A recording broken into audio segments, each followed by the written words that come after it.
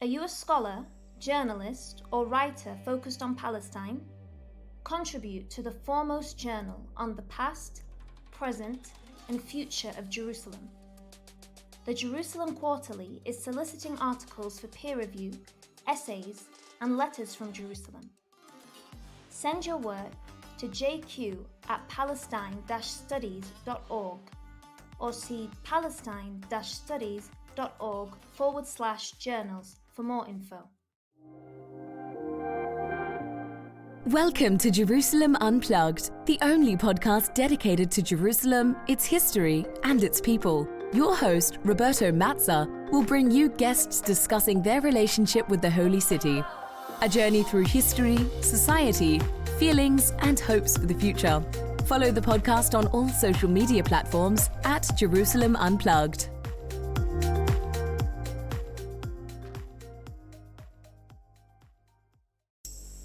Welcome to Jerusalem Unplugged, the podcast dedicated to Jerusalem, its history, and its people. I'm your host, Roberto Mazza, and today it's with great pleasure that I'm going to introduce to you Gilad Halpern. Gilad is the co-host of the Tel Aviv Review podcast, founding co-editor of the Tel Aviv Review of Books, and also a fellow at the University of Haifa. Gilad was formerly a journalist for Haaretz and Ynet News, and today we're going to talk about everything that is Israeli politics. With the recent election, we saw the emergence of extremely right-wing political organization that, as of today, they are already part of the new cabinet led by Bibi Netanyahu. Now, nothing new with the figure of Bibi Netanyahu, but certainly what is new is that we have these extreme right-wing parties that are now part of the cabinet. And with Gilad, we are going to talk about who are these people that just a decade ago used to be at the margins of Israeli politics, but today are at the very center. But more importantly, how did Israel get to elect these people, and how this new government will have an impact on Jerusalem. So we will start with general discussion of Israeli politics, of contemporary Israeli politics, and then we're going to move to the question of Jerusalem. I also would like to invite you to follow Gilad on his podcast, TLV1 or Tel Aviv 1. Very interesting episodes, and in fact you may find that some of the guests that have been on Jerusalem Unplugged are also on Tel Aviv 1, and all of these podcasts are in English, and they do cover similar topics, but they also offer you the possibility to get a little bit more information about sort of the, again, Israeli politics, and also about some internal issues within Israel, whether it's the question of Arab Jews in Israel, or again other developments that are taking place throughout the Israeli cultural scene and politics. So before we delve into all of that mentioned introduction, Gilad, welcome. Hi, thank you very much for inviting me. It's a pleasure to be here. So as I said in the introduction, today we're going to talk about Israeli politics, which is the first time I'm covering for the podcast, but I think that given the times and the changes that are occurring in Israeli politics and society, it's very important to get a sense of what's going on. So I was wondering if you can just trace for us and give a general picture of Israeli politics today. Particularly, I'm curious about something, browsing Twitter, you always get the sense that Israel is now moving to have the most right-wing government in Israeli history. Is that an accurate statement? Yeah, I think it is an accurate statement, but it's a statement that we've heard many times over and over again. And that is because, the pendulum theory in political science, right? That, politics swings to the right and then to the left, doesn't apply to Israel, because whenever you swing the pendulum to the right, you think it goes up all the way to the end. There's more that it can swing to the right. And that's exactly what happened in the last election that was held in the beginning of November.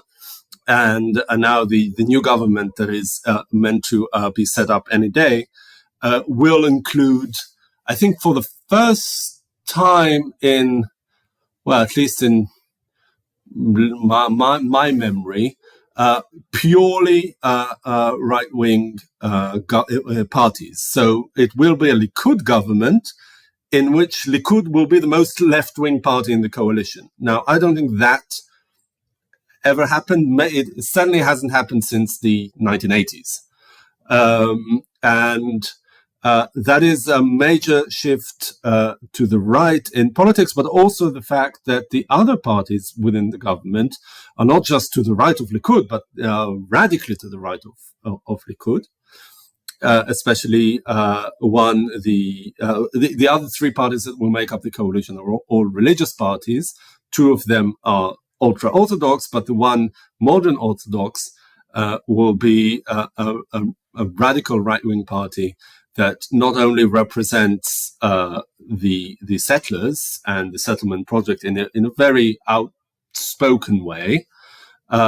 It also has some very sweeping constitutional changes in mind for the balance of powers between the executive and the judiciary, about the delicate balance between church and state, well, synagogue and state in Israel, yes, the religion and the state, and other things that are on their agenda.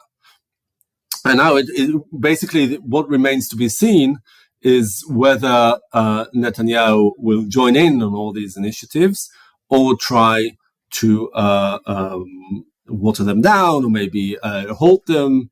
That is, I think, the biggest mystery at the moment in politics, in Israeli politics. Let me ask something about a couple of individuals who, a decade ago, probably even less than a decade ago, they were at the very margin of Israeli politics. But today they make headlines, they're in the news, and certainly they are becoming central to the new government and the policy that this new government may implement in the years to come. So there are these two individuals, Itamar Ben-Gvir and Bezalel Smotrich. Can you tell us something a little bit more about them and how you think they actually managed to leave the margins of the Israeli political spectrum and to get at the very center of all of this? Yeah, well, it's a confluence of several factors. Smotrich and Itamar Ben-Gvir ran together on the same ticket called Religious Zionism.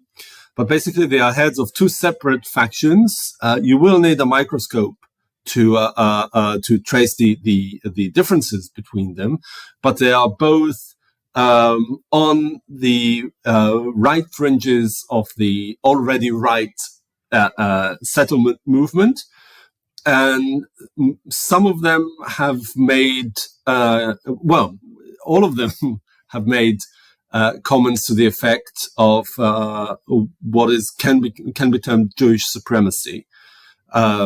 So basically, they are trying to undercut the equality aspects of Israel's constitutional arrangement. Obviously, Israel has more than 20% of its population are non-Jews, and therefore there are all sorts of constitutional arrangements giving them citizenship rights, etc. This party headed by these two people, each in their own way, I won't get into that because it's pretty complicated, but are trying to undermine these constitutional arrangements in favor of some sort of primacy for the Jewish national collective in Israel. Now, they have been on, as you said, Roberto, on the fringes of politics for a long time. Ben-Gvir ran for Knesset on an independent ticket, but he ran several times and failed to pass the electoral threshold. So he didn't get enough votes to get into the Knesset, and to do that you need anywhere between 3 and 4 seats. And now combined together, both Smotrich and Ben-Gvir got 14 seats, which is more than their powers combined for as far as I can remember. What led to that, as I said, is a confluence of several factors, but I think two major ones. One is the collapse of the more centrist or perhaps more moderate wing of the settlement movement that was led by Naftali Bennett, the former prime minister, who against all odds entered basically was instrumental in forming a government that was made of centrist and left-wing parties, including an Arab party. So for much of his constituency, and I think the results of this election, last month's election, reflects to what extent his whole power base had completely collapsed, because hardly any votes that had voted for him before. He got 7 seats, which is a pretty decent result. Hardly any of them stayed in the political vicinity of his party.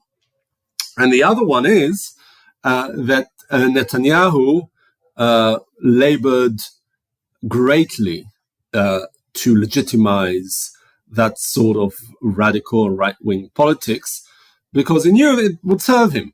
There is some sort of a tacit agreement between Netanyahu and his coalition partners. I mean, this is all speculation, but it's probably, I mean, it remains to be seen how accurate it is, that they would be, Netanyahu's coalition partners would be allowed to further and promote the constitutional reforms or even revolution, as I said before, whether it's about the balance of powers, whether it's about religion and state, and whether it's about the status of the West Bank, which is of course not a sovereign part of Israel. In return for that, they would give Netanyahu a complete carte blanche to halt the criminal charges against him and maybe drop them entirely. Of course, it would require also a great constitutional effort, getting rid of all the state prosecution, and really a very deep and trenchant sort of process that would get Netanyahu off the criminal hook. And it's sort of like a marriage of convenience between these two, that each would give the other the right to basically demolish Israel's constitution in one way, so that it would serve the other. Let me ask something, a very personal opinion, but the way I see that is like basically Netanyahu is ready to trade his own life, in a sense, in a manner of speaking, I mean, sort of judicial life, for a number of reforms that may change the face of Israel and may also have like consequences of various nature, and certainly, some violent kind of consequences, particularly if we start talking about the annexation of the West Bank or the changing of the status quo in Jerusalem, which we're going to talk about that later. Isn't that unbalanced? And I'm curious about what's the reaction of Israeli society. Do they see this sort of unbalanced trade-off between the two? Do they think it's fair to trade one's judicial safety for changing the face of Israel? Well, that speculation that I just explained is not new. I mean, when people went to the ballot box 2 months ago, they knew exactly what they're voting for. I mean, it wasn't like he was a hidden agenda that Netanyahu all of a sudden pulled out of his bag.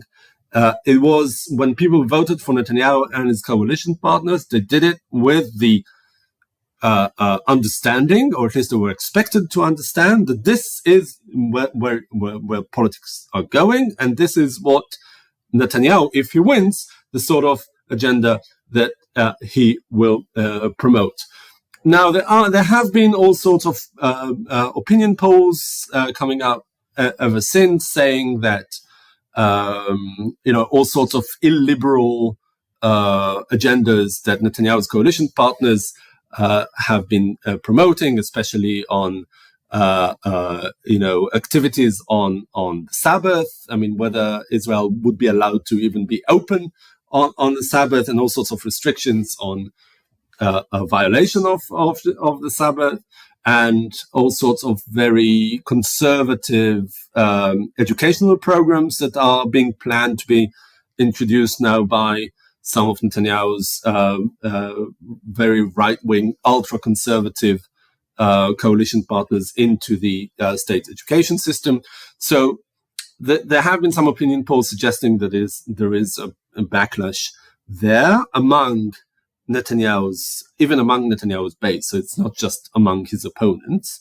And one thing that we do have to bear in mind is that even though Netanyahu got a decisive win in this election for the first time in, 5 election rounds that we've had, still, if you break down the votes, it's split right in the middle. So Israel is like 50.01% to the right and 49.99% to the left. It's or to the center or to the non-right. It's there's really several thousands of votes splitting the right and the left. So even when you're talking about people who are opposing Netanyahu, they are literally half of Israel. The reason they got fewer seats in the parliament is because of all sorts of like political arrangements that didn't work out. But with the votes themselves, if you count them, Israel is split right in the middle. So you count 50% of Israel that are, I'm assuming, opposed to all these radical changes. And if you take just, 10% of Netanyahu's supporters that are some sort of, on the liberal spectrum, and you have to bear in mind that Netanyahu and his party Likud were the liberal party and right-wing party, but still a liberal party, economically, but also socially. So if you take just 10% of his voters, you have something like 60% of Israel opposing these policies. But I think that if there's any chance of stopping them, or at least making them somewhat more palatable, is Netanyahu himself, because Netanyahu has been prime minister for a very long time. We know about him that he is a very solitary leader. I mean, in the sense that is almost, I wouldn't say a tyrant, right? But he's someone who's it's all down to him whether he wants to promote one agenda or one policy or not. And I think that he is now really torn, because on the one hand, the one thing that would gain him political longevity and even freedom from imprisonment would be giving in to all his political partners to further whatever political agendas they want to further. The thing is that it would put him in a bind with the rest of the Western world. And Netanyahu, for all his faults, has always been had this image that he wanted to nurture, and that is that Israel under him is an exemplary Western democracy. Now, if you take, if actually his partners follow through on all that they want to follow through, Israel will cease to be an exemplary Western democracy, whether you like it or not. And, whether there will be a backlash among Israel's allies in the West, I don't know, the European Union or the United States, that I don't know.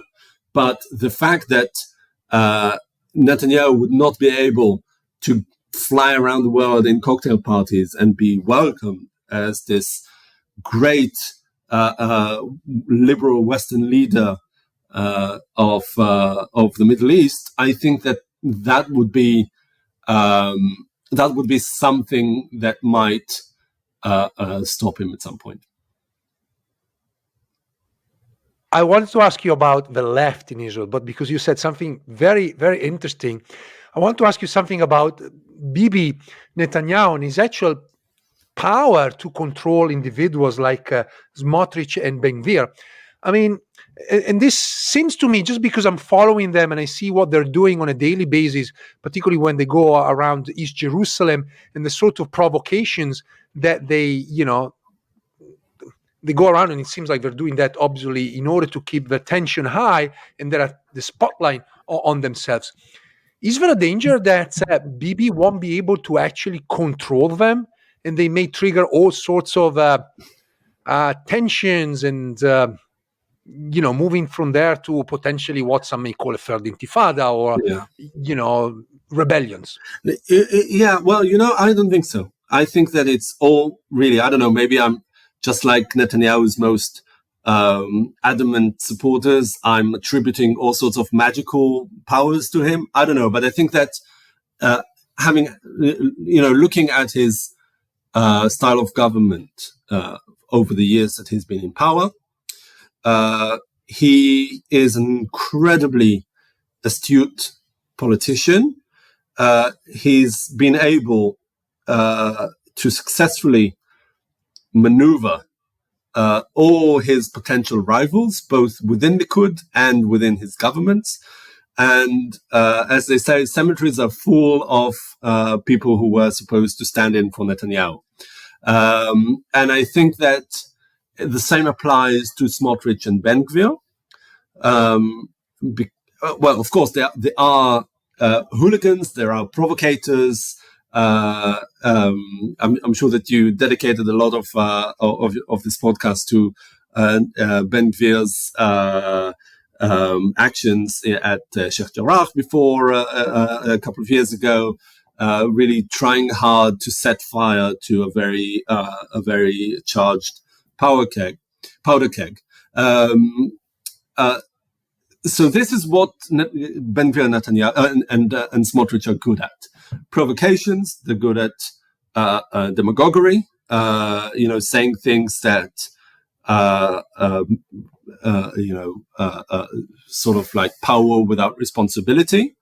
And I think that if Netanyahu feels, and he might have started feeling now, following the election results, that they are threatening his primacy, then he might start to maneuver against them. I think that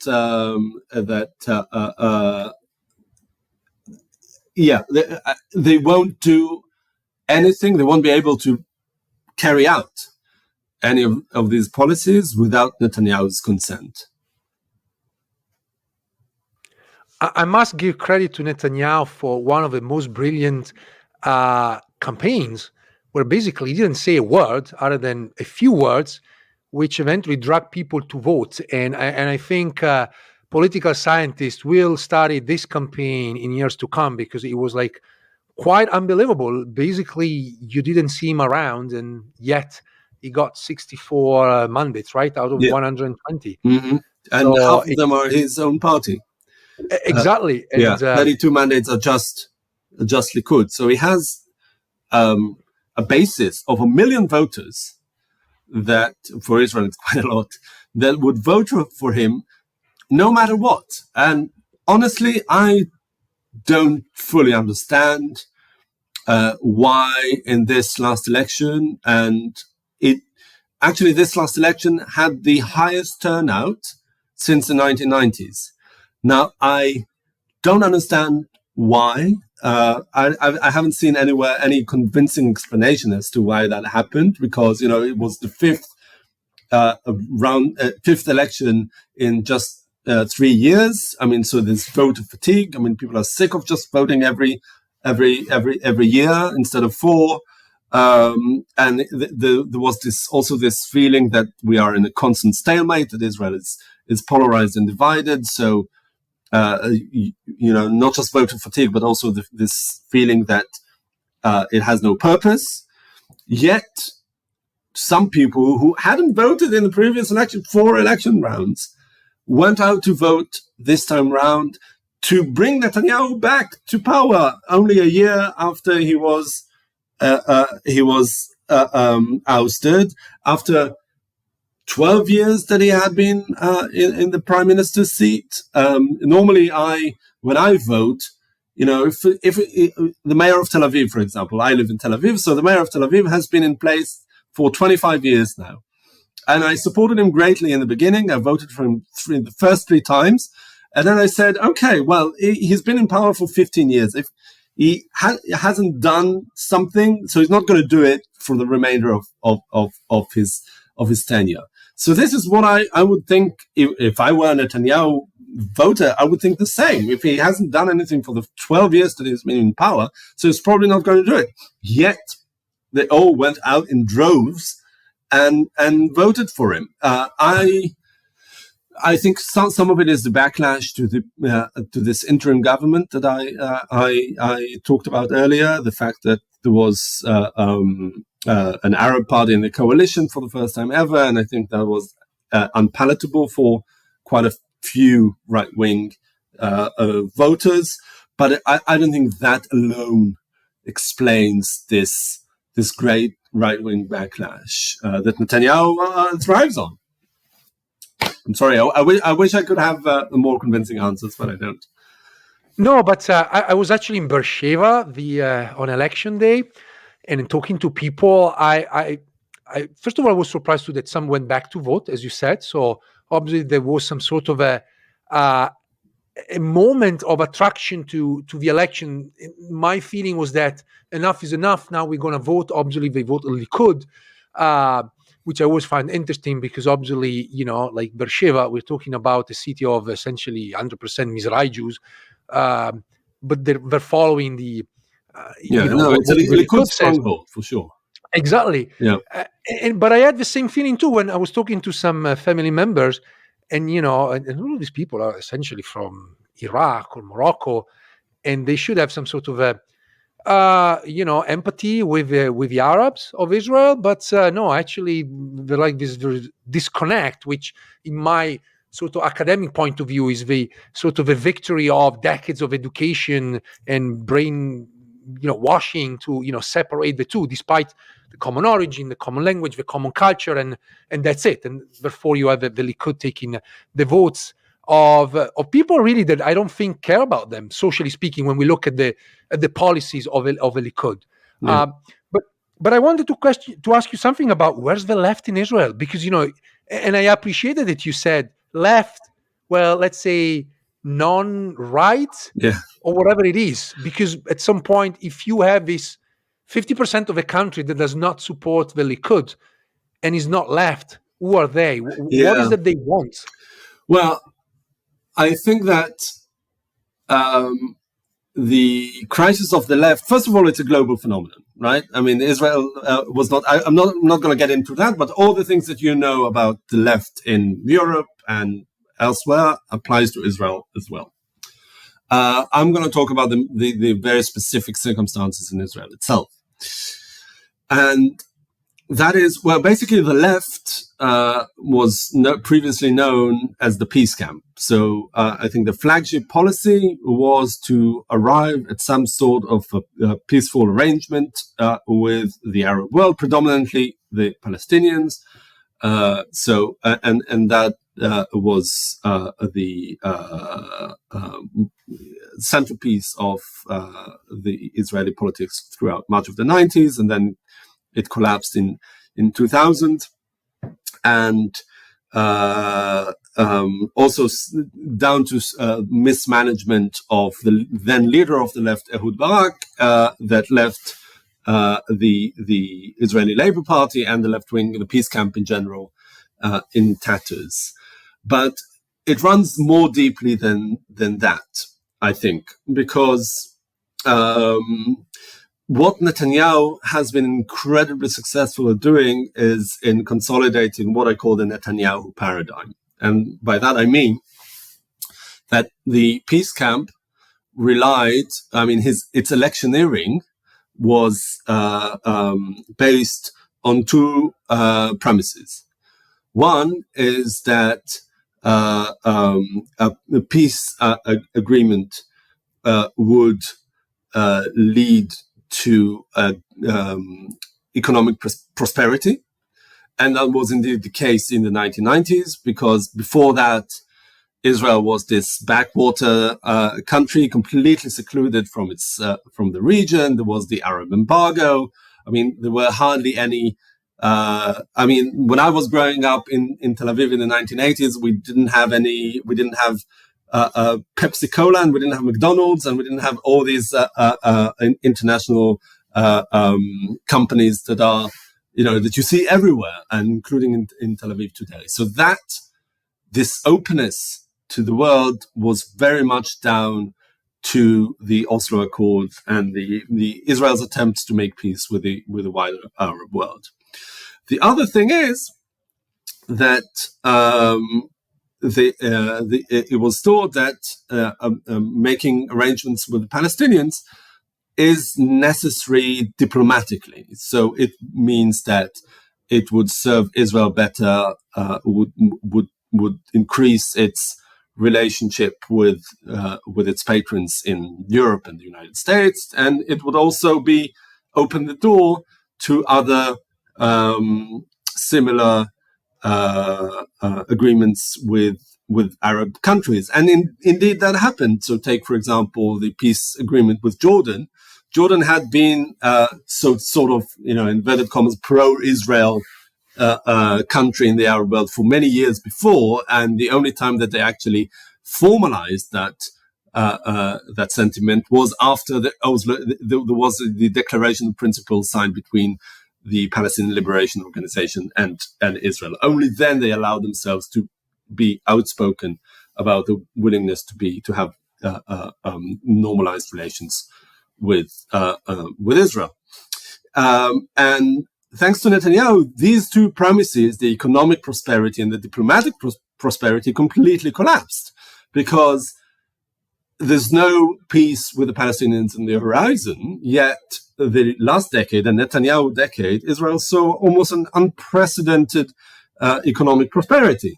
And also, relations with the United States remained strong, especially under Donald Trump, but not only.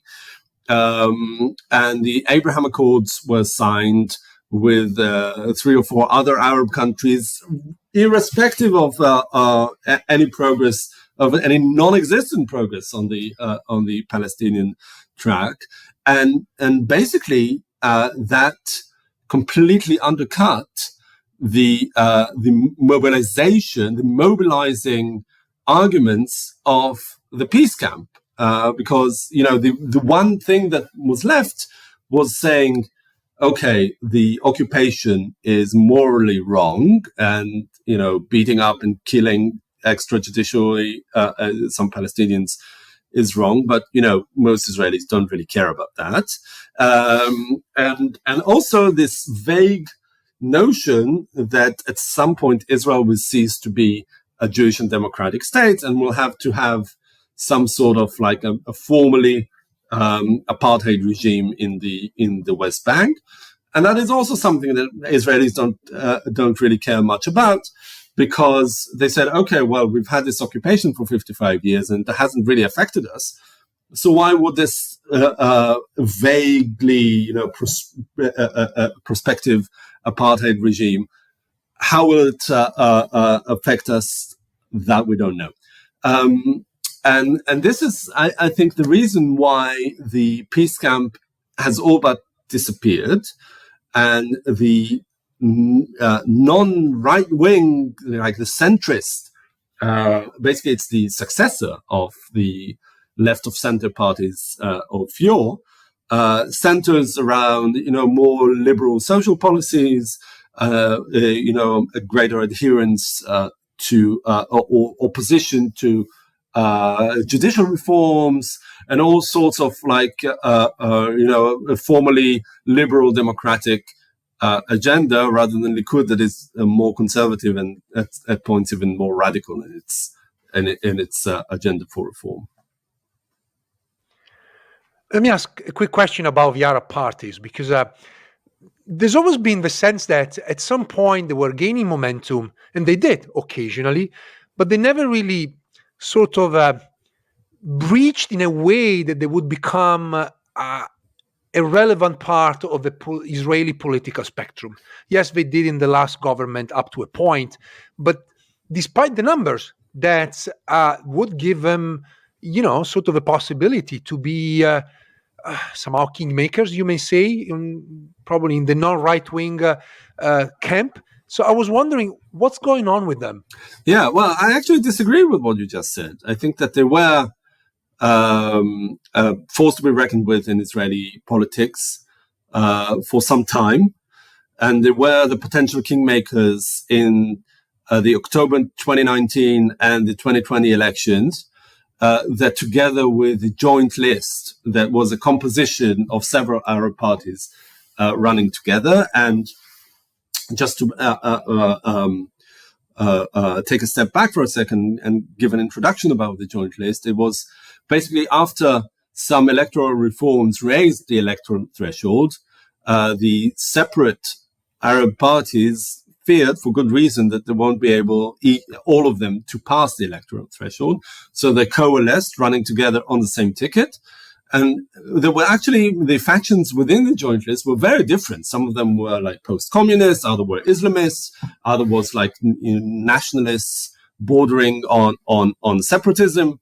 And they had very different agendas, but they agreed to put them aside and say, okay, now we're going to deal with the one thing that is really on every Palestinian citizen of Israel's mind, and that is the making arrangements with the Jewish majority. So they ran together, and that paid off electorally greatly, because turnout among in the Arab society shot through the roof when they were running together. I mean, they were normally the turnout is 50-something%. When the joint list ran together, it was 70-something%, and around 90-something% of Arabs voted for them. So they were really the sole representatives of the Palestinian community within Israel, the Israeli citizens. And indeed, in 2020, they got 15 seats, making them the third largest party in parliament. So that's a pretty impressive result. And together with the, with the non-right, with the left and right of center, they formed a majority in parliament. They had 62 seats. And they, not only that, they were all willing, for the first time ever, and I won't get into that, but that was pretty unprecedented, willing to support the then center anti-Netanyahu candidate Benny Gantz, who's today the outgoing defense minister. And it was they were willing to support Benny Gantz, but it was some members of Benny Gantz's party that struck it down. And they said that if Benny Gantz would accept the support of the Arab Party, they would not give that government their support, and that's how Benny Gantz's majority vanished, and the Knesset was dissolved, and Israel went. No, sorry, he was actually it didn't dissolve. He split with some faction from his party and joined Netanyahu's government against every election pledge that he had made to his constituency before, and that led to all sorts of what's the word I'm looking for, to a process of infighting within the joint list that they ended up breaking up and running in two separate lists, and one of them was the one that joined. One of these two lists was the one that joined Naftali Bennett's government up until now. But for someone like me who is on the left and is very much in favor of an inclusion of the Arab representatives in the Knesset, it was a sorely missed opportunity that Benny Gantz could have formed certainly a more cohesive government than Bennett's, and could have invited basically all the representatives of the Arab community in Israel. That, as I said, was overwhelmingly in favor of that. So yeah, it is a very sadly missed opportunity. I was recently reviewing a book for a podcast, New Books Network. I think her name is Tilde Rosmer, and she's brought a book about the Islamic movement in Israel, which is not Hamas. We're talking about sort of the two factions of Islamic movement in Israel. And to say that it's for people who don't know Israeli politics that well, the Islamic movement in Israel is actually the more moderate part of the Arab party in government, the more one willing to sort of coalesce with other Jewish parties. And that is exactly the point she was making, like how they too were eager to enter this coalition because obviously they saw the benefits, and again, because they do represent Palestinians in Israel, and they kind of disassociated themselves with Hamas or other movements in the West Bank on Gaza, try to really make it a clear cut.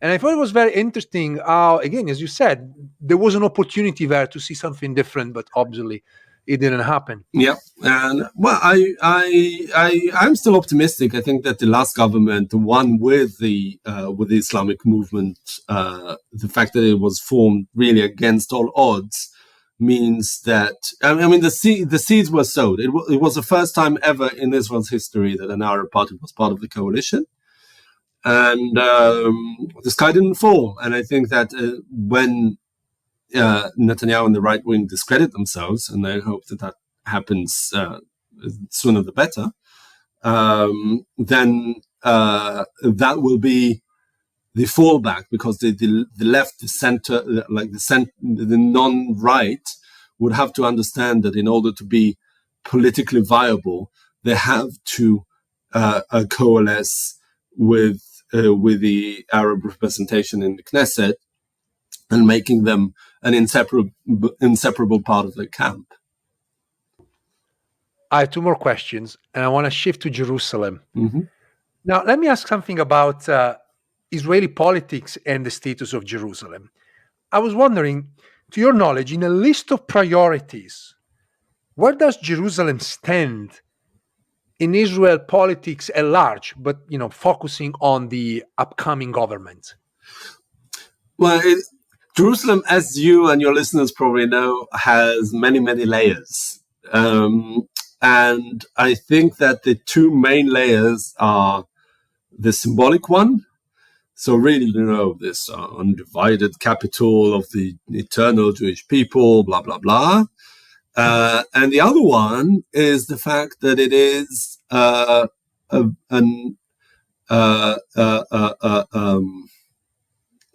rather deprived, lower middle class, very religious. I mean, religious, not just, the fact that religion is present, but religious communities are make up a huge part of it, and that makes it less conducive to economic prosperity, to put it mildly. So basically, Jerusalem, on the one hand, the symbolic level, I'm sure that it will be touted left, right, and center, especially by people like Smotrich and Ben Gvir, who are talking about changing the status quo on Temple Mount and allowing Jews to go there to pray.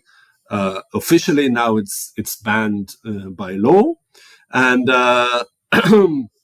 and the more practical, pragmatic level is that it will just have to be saved from bankruptcy, because there's so many populations in there that are below the poverty line, and they don't pay municipal taxes, and the budget of Israel, the largest city in Israel, is completely depleted.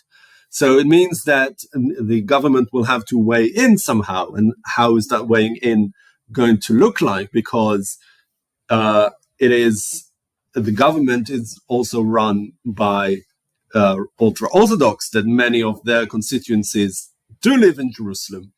So it is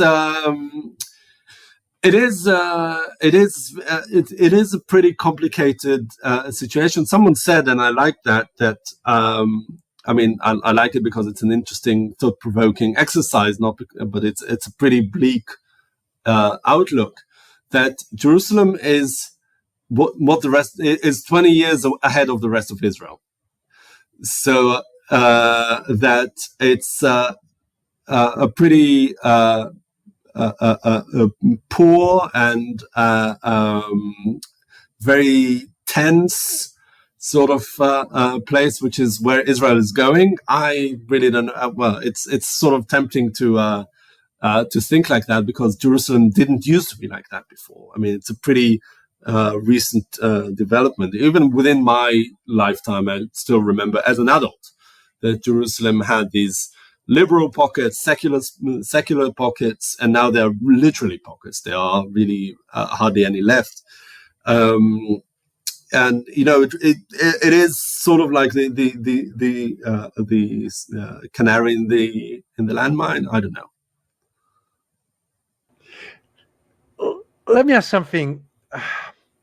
And maybe this requires a bit of a crystal ball, but let's say Smotrich, Ben-Gvir managed to convince Bibi, for his own benefit, that there may be changes that should occur to the status quo of the holy places in Jerusalem, which have mostly to do with Temple Mount. How do you think Israelis may react to that? And mostly we're talking about secular Israelis. And how do you think the international community may react to that? I think that a real danger for Israel, like a dangerous backlash, would not come from Temple Mount, but would come from their attempts to change the status quo in the greater West Bank.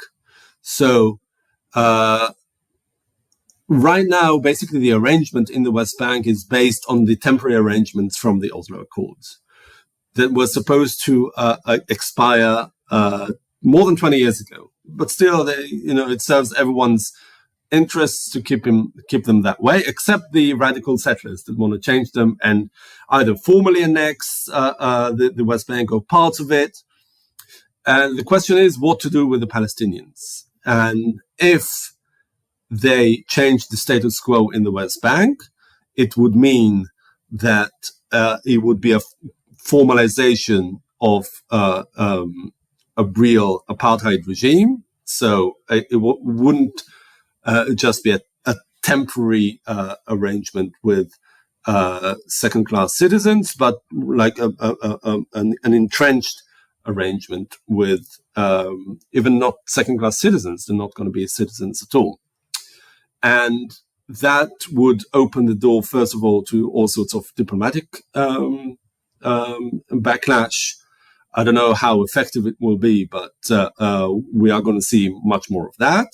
And also, if it comes hand in hand with judicial reform that doesn't allow the Supreme Court to control any of Israel's policies in the West Bank, that would have a backlash from an international law perspective. So all, in the international criminal court and all sorts of other universal jurisdiction instances that are now waiting on the sidelines to see and have been saying, okay, Israel is capable of maintaining its own legal system conforming with international law.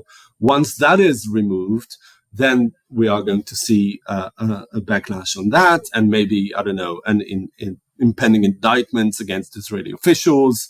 Who knows what's going to happen? And that has the potential of embroiling Israel in very tricky situation. I think much more than the Temple Mount, that, as I said, is more symbolic than anything else. Last question. Is there anything that I didn't ask, but you feel like it's important in order to understand Israeli politics as of now? Yeah. No, I think that we covered. I think first of all, what I call the victory of the Netanyahu paradigm, which is why the left wing is in tatters, is something that is very important to understand. And also, I think the conflict within Netanyahu himself. So between his desire to see the charges against him dropped and his willingness to go all the way and make sure that it happens, and his desire to come across as this great elder statesman and leave a legacy. I mean, he wouldn't want to leave that his legacy would be that Israel had become the pariah of the Western world. Quite contrary, he would want to be remembered as the person who really entrenched Israel's Western liberal credentials. And it remains to be seen how he's going to be able to make these two very separate ends meet. This was Gilad Halpern, co-host of a Tel Aviv Review podcast, founding co-editor of a Tel Aviv Review of Books, and a fellow at the University of Haifa, and indeed an expert of Israeli politics. Gilad, thank you so much. Thank you, Roberto. It was a pleasure. Thanks for listening. If you enjoyed this episode and you'd like to support the podcast, please share it with others on social media or leave a rating and review. To catch all the latest, follow us on Instagram, Twitter, and Facebook @Jerusalem Unplugged. Thanks, and I'll see you next time.